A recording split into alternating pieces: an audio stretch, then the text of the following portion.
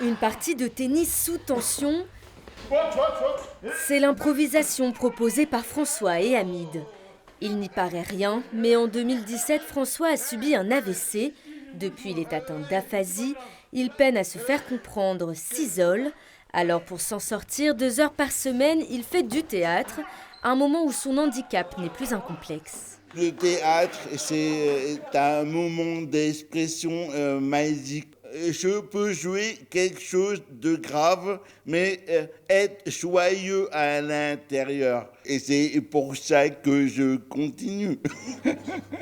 Hamid, 2 ans après son AVC, se réjouit de ne pas seulement avoir retrouvé ses mots. Moi, je n'avais pas la bras.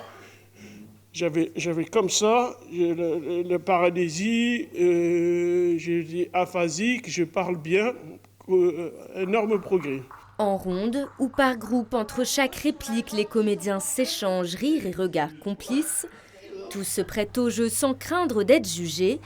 Pour la metteuse en scène, la bonne entente et la générosité de la troupe est essentielle à sa progression. Avec eux, je travaille beaucoup sur le son. Sur le son, pour qu'ils n'oublient pas qu'ils aient une voix.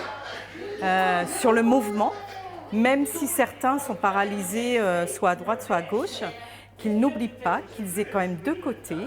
Au sein de l'unité de médecine physique et de réadaptation, le docteur Boivin, chef du service, est convaincu de la plus-value de ces ateliers. La meilleure rééducation, c'est toujours quand la personne parle et utilise la fonction de parler et de comprendre et de lire, puisque la lecture est une fonction de communication. L'écriture, c'est la même chose. Donc écrire, lire, parler, écouter, c'est la meilleure chose qu'on puisse faire. Sans nombre limite, cet atelier est ouvert tous les mardis aux personnes aphasiques qui le souhaitent.